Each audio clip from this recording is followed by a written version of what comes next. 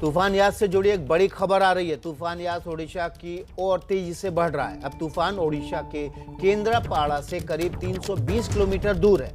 तूफान के खतरे को देखते हुए ओडिशा के 3 जिलों बालासोर, भद्रक और मयूरभंज में 27 मई तक वैक्सीनेशन टेस्टिंग पर रोक लगा दी गई है। पश्चिम बंगाल में एनडीआरएफ की 10 और टीमों को तैनात कर दिया गया है। कुल मिलाकर 45 टीमें बंगाल और ओडिशा में एनडीआरएफ की कुल 119 टीमें तैनात हैं। आपको बता रहे हैं, इस वक्त का अपडेट दे रहे हैं। बड़ी खबर है, वही ओडिशा से 320 किलोमीटर दूर है ये तूफान। ओडिशा के 3 जिलों में 27 मई तक वैक्सीनेशन और टेस्टिंग पर रोक लगा दी गई है। पश्चिम बंगाल में एनडीआरएफ की 10 टीमें तैनात कर दी गई हैं। कुंतल चक्रवर्ती सीधे हमारे साथ दीघा से, पश्चिम बंगाल से सीधे जुड़ गए हैं। कुंतल का रुख कर लेते हैं। कुंतल, आपके यहाँ तूफान का असर दिखने लगा है? जी बिल्कुल, सुबह से दिखने लगा है और अभी भी बारिश गिर रही है। सुबह तेज़ बारिश हो रही थी, लेकिन फिलहाल बारिश थोड़ा कम है। लेकिन हवा की गति जो है काफ़ी बढ़ गया है और फिलहाल तो लो टाइड है। लेकिन लो टाइड में भी समंदर किस तरह का है, आपको एक बार सूरज को कहूँगा एक बार दिखाने के लिए।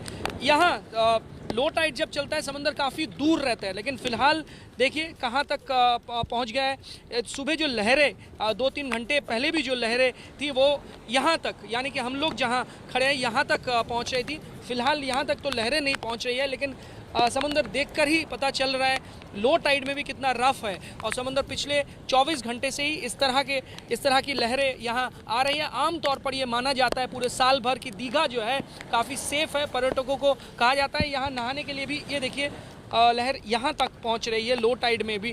तो वापस जब शाम को हाई टाइड आएगा तब ये माना जा रहा है कि 2 मीटर 3 मीटर तक भी ये लहर ऊपर जा सकती है। और जब जो तूफान जब दीघा के आसपास पहुंच जाएगा तब ये लहरें और भी ऊंचाई तक पहुंच सकती है। तो इसीलिए एनडीआरएफ की जो टीम है यहाँ के लोगों को, ग्रामीण लोगों को सुरक्षित स्थानों में पहुंचा दिया है। लगभग पूर्वी मेदिनीपुर में लगभग 1,10,000 लोगों को सुरक्षित स्थानों पर ले जाया गया है। और केंद्र सरकार और राज्य सरकार एक साथ मिलकर तालमेल बनाकर काम कर रही है। अस्पतालों में, सेफ होम्स में और आइसोलेशन सेंटर्स जो है वहाँ 3 दिनों के लिए पावर बैकअप रखा गया है। और जो दवाइयाँ हैं वो 3 दिन के लिए स्टॉक में रखा गया है।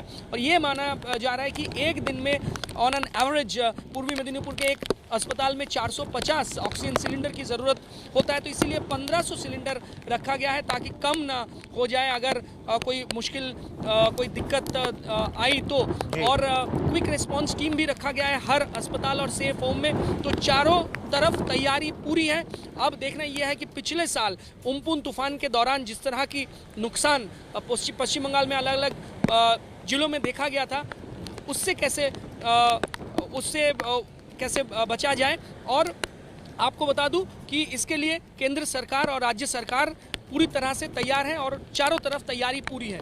विकास जी, तो आपकी तस्वीर जो दिखा रहे हैं कुंतल, वो वाकई में डरा रही है। अभी तूफान से पहले ही अगर समंदर में इस तरह से लहरें उठ रही हैं तो जाहिर तौर पर जब तूफान तट से टकराएगा तो क्या हालात हो सकते हैं। आप अपने आप को सुरक्षित रखिएगा, सुरक्षित स्थान पर रखिएगा। हमारे साथ मनोज्ञा लोईवाल भी सीधे जुड़ गई हैं। मनोज्ञा हमारे साथ चांदीपुर से हैं और स्काई मेट के हमारे मौसम वैज्ञानिक महेश पलावत भी हमारे साथ जुड़ गए। सबसे पहले हम मनोज्ञा का रुख कर लेते हैं ग्राउंड जीरो पर। मनोज्ञा, आपके आसपास क्या हालात हैं?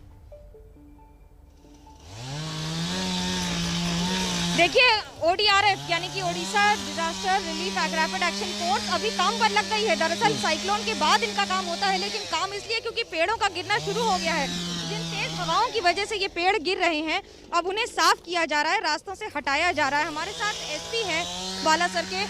सुधांशु जी, ये बताइए ये क्या हो रहा है और किस तरह से, अब क्या ये कहें कि तेज हवाओं की वजह से पेड़ों का गिरना ही कल आफ्टरनून में एक्चुअली विंड के स्पीड में ये पेड़ गिरा है।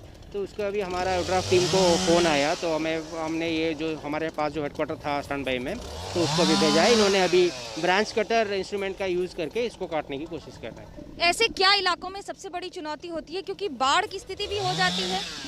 हाँ बिल्कुल, उसके लिए भी हमारे पास इंस्ट्रूमेंट है, पावर बोट है, उसके हिसाब से वाटर लॉगिंग और हो जाए तो फिर हमारे पास सफिशिएंट बोट्स और लाइफ जैकेट्स और तो वो सब सेविंग इंस्ट्रूमेंट्स भी हैं।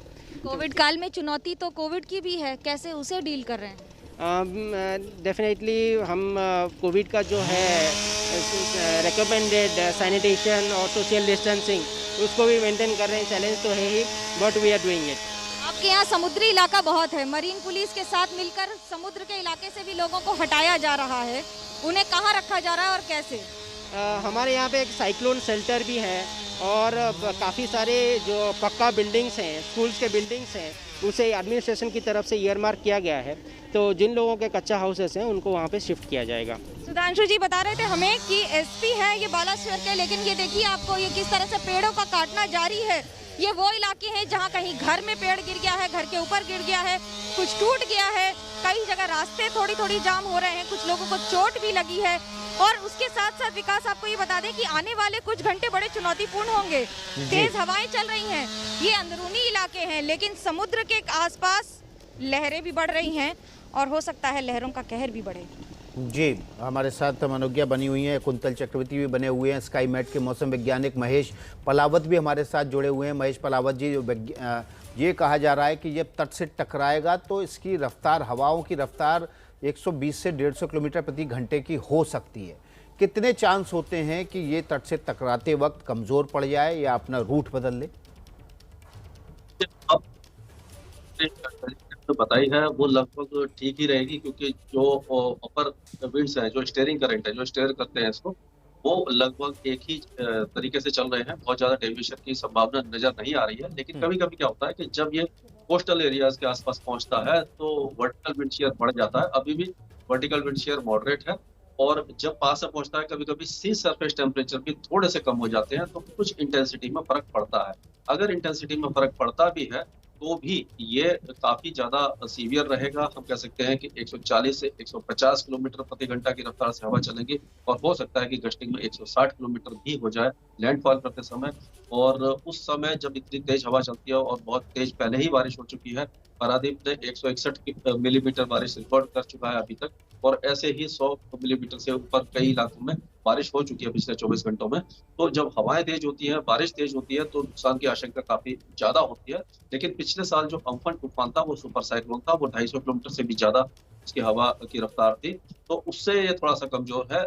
लेकिन फिर भी पोटेंशियल इसमें काफी ज्यादा डैमेज करने का है, और ज्यादा जो अफेक्टेड एरिया होंगे वो नॉर्थ ओडिशा, जो नॉर्थ कोस्टल उड़ीसा है, वो ज्यादा अफेक्ट होगा, और गंगे पश्चिम बंगाल में भी अफेक्ट होगा। लेकिन जो मेजर इम्पैक्ट होगा वो उड़ीसा में ज्यादा। जी, अभी ये बताया गया महेश पलावत जी कि 320 किलोमीटर दूर है अभी उड़ीसा के तट से। जो रफ्तार है अभी साइक्लोन की, उस हिसाब से कितने समय में ये टकराएगा तट से? 10 किलोमीटर प्रति घंटा की रफ्तार से आगे बढ़ना है। जो स्पीड इस समय बताई जा रही है, जो 100 किलोमीटर है, वो उसके आसपास की जो हवा घूम रही है उसकी स्पीड है। यानी कि साइक्लोन इतनी तेजी से नहीं आ रहा है। तो ये जैसे जैसे तट के पास आएगा स्पीड थोड़ी बढ़ेगी, यानी कि हवाओं की रफ्तार भी बढ़ेगी, और इसकी आई जो आगे बढ़ती है उसकी स्पीड भी बढ़ेगी। तो कल ये दोपहर से पहले ही लैंडफॉल करेगा। ये पारादीप और गंगा सागर आइलैंड के बीच में बालासोर के आसपास उम्मीद है कि ये लैंडफॉल करेगा। 11 से 1 बजे के बीच में कभी भी लैंडफॉल करने की उम्मीद है, और जैसे जैसे पास आएगा तो और ज्यादा सटीक जानकारी मिलती रहेगी। यानी कि एग्जैक्ट पिन पॉइंट हम कर सकते हैं किस जगह लैंडफॉल करेगा और किस स्पीड से करेगा, और क्या इसकी जो इंटेंसिटी होगी वो बता सकते हैं। जी, हालांकि लोगों को हिदायत दी गई है कि वो सुरक्षित इलाकों में रहें, लेकिन फिर भी हम इस वक्त कुछ तस्वीरें देख रहे हैं कि लोग जब सड़क से गुजर रहे थे उसी वक्त वहाँ पेड़ गिरे, उनको चोट लगी है, उनकी गाड़ी डैमेज हुई है। क्या अभी से लोगों को एहतियात बरतनी चाहिए, उन इलाकों से दूर रहना चाहिए जहाँ तेज़ हवाएं चल रही हो, बारिश हो रही हो, घरों से ना निकले? बात आ गया है, और आज दोपहर बाद से अब क्या है कि अगर आप तो वैसे इलाके में है जहाँ पेड़ वगैरह ज्यादा है, थोड़ा अवॉइड करें। लेकिन दोपहर बाद से आपको बहुत ज्यादा एहतियात बरतने की जरूरत है, क्योंकि 1 या 2 दिनों में अगर आप बाहर नहीं निकलते तो कोई आसमान नहीं टूटेगा। यानी कि इससे ज्यादा नुकसान आपको हो सकता है। यानी कि जो आपके जरूरी काम अगर 1-2 दिन के लिए रोक सकते हैं आप, तो उसमें इतना नुकसान नहीं होगा। अगर जान माल की हानि हो गई या जान चली गई तो उससे ज्यादा कोई भी बड़ा नुकसान नहीं हो सकता। इसीलिए मैं हिदायत देता हूँ, हमारी स्काई मैट की तरफ से हम हिदायत देना चाहते हैं कि इस समय मतलब दोपहर बाद से आप निकलना बाहर न निकले, क्योंकि हवाओं की स्पीड ज्यादा बढ़ जाएगी और बारिश भी ज्यादा तेज हो जाएगी, और रात होते होते ये काफी ज्यादा नजदीक जब आ जाएगा तो बहुत ज्यादा सीवियर हो जाएगा। और जैसे मैंने बताया कि सुबह होने के कुछ ही देर में ये लैंडफॉल करेगा, तो उससे 6 घंटे पहले जो होते हैं सबसे ज्यादा खतरनाक होते हैं, क्योंकि जो नॉर्दर्न पार्ट्स होता है आई का, वो काफी ज्यादा पास आ जाता है। और जब आई लैंडफॉल करती है, आई का जो डायमीटर होता है वो 30 से 35 या 40 किलोमीटर का होता है। तो पहला हिस्सा जब लैंडफॉल करेगा, उस समय जो हवाओं की डायरेक्शन होगी वो पूर्वी या दक्षिण पूर्वी होगी और बहुत ज्यादा तेज हवा चलेगी। उसके बाद जिस जगह आई लैंडफॉल करेगी, तो 1 या 2 घंटे के लिए मौसम साफ हो जाएगा और हवा रुक जाएगी। तो लोगों को लगेगा कि ये साइक्लोन निकल गया, तो अंदर ही रहें, क्योंकि उसके बाद जब दक्षिणी सिरा जब लैंडफॉल करता है, उस समय हवाओं की जो स्पीड होती है बहुत ज्यादा होती है और वो पश्चिमी दिशा से या दक्षिण पश्चिमी दिशा से होती है। और तो हम कह सकते हैं कि लैंडफॉल के कम से कम 6 घंटे तक एहतियात बरतने की बहुत ज्यादा जरूरत है, क्योंकि इस समय जो मकान कच्चे हो गए होंगे, यानी कमजोर पड़ गए हैं, पेड़ की शाखाएं कमजोर हो गई हैं, तो जब तेज हवा चलेगी तो वो गिर सकते हैं। जी, यास तूफान को लेकर हम लगातार आपको अपडेट दे रहे हैं। ग्राउंड जीरो से हमारे तमाम संवाददाता जुड़े हुए हैं। सीधे चलते हैं, हमारे साथ चांदीपुर से मनोज्ञा लोईवाल जुड़ी हुई हैं। मनोज्ञा, आपके आसपास हमने देखा उस समय पेड़ काटे जा रहे थे। अभी से तूफान का जो असर है वो तूफान तट पर टकराने से पहले जमीन पर दिखाई देने लगा है। बिल्कुल विकास, मैं आपको बता दूं कि यहाँ पर इस समय क्या स्थिति है। ये दरअसल जो बालेश्वर शहर का इलाका है, इस शहर के इलाकों में बहुत सारे ऐसे पेड़ हैं जो मिट्टी गीली होने की वजह से गिर रहे हैं। मेरे बाईं तरफ अगर कैमरामैन मान आपको दिखाएं तो ये देखिए, ये पिछले 24 घंटे का नजारा है जो ये पेड़ गिर गया है। पूरी तरह से जड़ से निकलकर इतने बड़े बड़े पेड़ गिर गए हैं और ये गिरने की वजह से लोगों को किसी तरह की क्षति ना हो, कोई नुकसान ना हो, ये ध्यान में रखते हुए ODRF को उतारा गया है। ODRF ओडिशा की एक ऐसी टीम है जिसे अधिकतर तभी उतारा जाता है मैदान में साइक्लोन के बाद। लेकिन अब ये दूसरा पेड़ काटा जा रहा है जिसकी टहनी ऊपर फंसी हुई है, क्योंकि अगर ये गिरा और आसपास कोई व्यक्ति रहा तो हो सकता है कि तेज हवा की वजह से उसे भी चोट लग जाए। और इस तरह की घटनाएं जान और माल दोनों का नुकसान करती हैं, जिसकी वजह से राज्य सरकार प्रिकॉशनरी मेजर के तौर पर ये सारे कदम उठा रही है। यास तूफान अभी दूर है तट से, 320 किलोमीटर दूर है वो पारादीप से, और ये बताया जा रहा है कि जो अभी रफ्तार है बहुत ज़्यादा तेज़ नहीं है, लेकिन जो चक्रवात बना है उसकी रफ्तार 100 से 120 किलोमीटर प्रति घंटा है। ये जब तट से टकराएगा तो इसकी रफ्तार बढ़ सकती है। हमारे साथ मनोज्ञा लोईवाल ग्राउंड जीरो से जुड़ी हुई हैं और स्काईमेट के वैज्ञानिक महेश पलावत भी जुड़े हुए हैं। सबसे पहले कुंतल का रुख कर लेते हैं। कुंतल हमारे साथ पश्चिम बंगाल के दीघा से जुड़े हुए हैं। कुंतल, आपके पीछे जो तस्वीरें दिख रही हैं वो अभी तो बहुत मनोरम दिख रही हैं, लग रहा है कि समंदर में उतर जाया जाए, लेकिन ये आफत भी बन जाएंगी जब तट से टकराएगा तूफान। विकास, 2 घंटे पहले भी ऐसा नहीं था जब हाई टाइड था, अब लो टाइड है। लेकिन आपको बता दूं, लो टाइड के समय जो है ये इलाके में समुंदर काफ़ी दूर दूर तक दिखाई नहीं देता है। लेकिन फिलहाल आप देखिए एकदम यहाँ तक पहुँच गया है जहाँ तक ये मार्क किया हुआ है होटलों के सामने, यानी कि जब हाई टाइड होगा ये और भी ऊपर आ जाएगी। और इससे पहले भी 2 घंटे पहले भी सुबह 8:30-9 बजे तक यहाँ तक लहर यहाँ तक पहुँच रही थी। तो ये माना जा रहा है कि जब यास तूफान यहाँ तक पहुँच जाएगा कल सुबह अर्ली मॉर्निंग या फिर कल सुबह 8-9 बजे तक, तब ऐसा माना जा रहा है कि जो समंदर की लहरें हैं यहाँ दीघा में वो 2 मीटर से 3 मीटर तक ऊपर जा सकती है। तो ये काफ़ी खतरनाक हो सकता है। इसको देखते हुए यहाँ से जो तटीय इलाके से जो लोग हैं, ग्रामीण लोग हैं, इनको हटा लिया गया है और NDRF की टीम के साथ SDRF की टीम तालमेल बनाकर काम कर रही है और साथ ही साथ नौसेना की टीमें भी यहाँ काम कर रही है। और सिर्फ यही नहीं, तटीय इलाके में जो मेजर्स लिया गया है यही नहीं, आसपास के जो अस्पताल है, सेफ होम्स है और आइसोलेशन सेंटर है, वहाँ भी क्विक रिस्पांस टीम रखा गया है अगर ज़रूरत पड़ा तो। और 3 दिन के लिए पावर बैकअप भी रखा गया है, 2-2 जनरेटर सेट रखा गया है। तो हर तरह की तैयारी यहाँ पूरी है। और यहाँ अगर आप मैं पीछे देख सकते हैं समंदर की तस्वीर, सूरज को एक बार दिखाने के लिए कहूँगा वापस कि लो टाइड में अगर ऐसा है तो हाई टाइड में जब शाम को वापस हाई टाइड आने लगेगा तब ये मामला काफ़ी खतरनाक हो सकता है। तो इसीलिए यहाँ से लोगों को सुरक्षित स्थानों पर धीरे धीरे पहुँचाया जा रहा है और आज दोपहर शाम तक ये काम पूरा हो जाएगा। जी, तो कुंतल चक्रवर्ती ग्राउंड जीरो पर बने हुए समंदर के किनारे तट से जहां पर ये टकराएगा वहां से आपको वो तस्वीरें पहुंचा रहे हैं। सबसे पहला कोई भी अपडेट होगा इस चक्रवात से जुड़ा हुआ या तूफान से जुड़ा हुआ ABP न्यूज़ पर मिलेगा आपको।